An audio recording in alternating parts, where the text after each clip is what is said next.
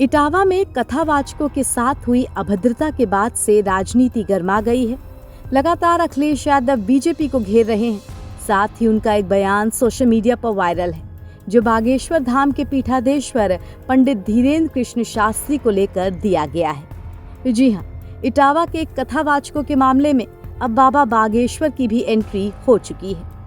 UP के इटावा में कथावाचक के साथ हुई घटना को लेकर अभी विवाद चल ही रहा है कि इन सब के बीच उत्तर प्रदेश के पूर्व मुख्यमंत्री अखिलेश यादव ने कथावाचकों की भारी भरकम फीस को लेकर बड़ा बयान दे दिया है। सपा प्रमुख अखिलेश यादव ने बागेश्वर धाम के पीठाधीश्वर पंडित धीरेन्द्र कृष्ण शास्त्री को लेकर के कहा कि किसी की हैसियत है क्या जो धीरेन्द्र शास्त्री को अपने घर कथा करने के लिए बुला ले। समाजवादी पार्टी के अध्यक्ष अखिलेश यादव ने बड़े कथावाचकों की फीस को लेकर के बयान दिया है। लखनऊ में मीडिया से बात करते हुए सपा प्रमुख ने कहा कि कई कथावाचक हैं जो 50 लाख रुपए लेते हैं। किसी की हैसियत है कि धीरेन्द्र शास्त्री को कथा के लिए अपने घर बुला ले। कोई अंडर टेबल लेगा?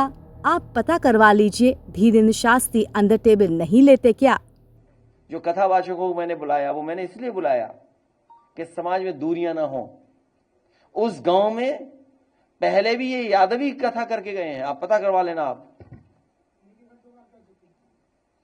उन गांव वालों को सब पता है कि ये यादवी हैं कथावाचक, क्योंकि जिस परिवार को कथा करानी थी उन पे इतना संसाधन पैसा नहीं था कि लाखों रुपए वाले कथावाचक बुला लें, क्योंकि कई कथावाचक हैं जो 50 लाख रुपए लेते हैं।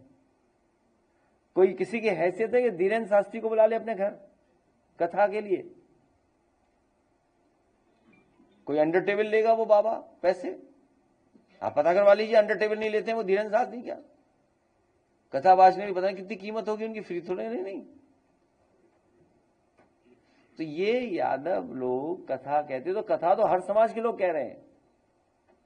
बड़ी संख्या में जो गैर बरादरियां हैं सब बरादरी करती हैं कथा। तो क्योंकि ये परिवार गरीब था तो इन्हें सस्ते में कथावाचक मिल गए, वो हमारे समाज के। विवाद बढ़े नहीं, झगड़ा बढ़े नहीं, इसलिए मैंने उन्हें बुला करके यहां सम्मान कर दिया। उनकी ढोलक छिन गई, उनकी चैन छिनी, उनका वो जो हमारा उसका हारमोनियम छिन गया, और जो वो अंधा है बेचारा जो ढोलक वाला, वो कठेरिया बिरादरी का है। हमने तो नहीं कहा कभी कठेरिया, आपसे कहा हो तो बता दो। कठेरिया बिरादरी का अंधा ढोलक बजा रहा, अपना जीवन यापन कर रहा कथा के कार्यक्रमों में।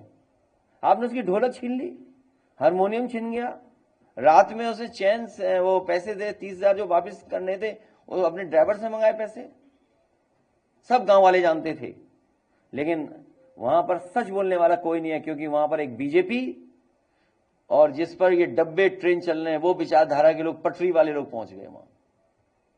इसीलिए उन्होंने अपने जो पीछे रखते हैं कुछ लोगों को, उनको भी आगे कर दिया।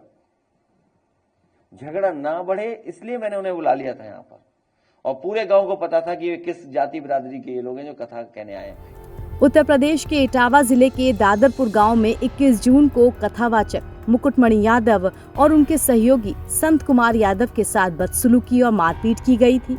आरोप है कि गांव के कुछ लोगों ने कथावाचकों का सिर मुंडवाकर उनका अपमान किया। उन पर गांव को अपवित्र करने का आरोप लगाया गया। इसके बाद 26 जून को अहीर रेजिमेंट और अन्य कार्यकर्ताओं ने गांव में प्रदर्शन भी कर दिया। इस दौरान पुलिस पर खूब पथराव भी हुआ, पुलिस वाहनों को नुकसान पहुंचाया गया, और इसी के बाद से इस घटना को लेकर लगातार राजनीति भी जारी है। एनबीटी ऑनलाइन की रिपोर्ट।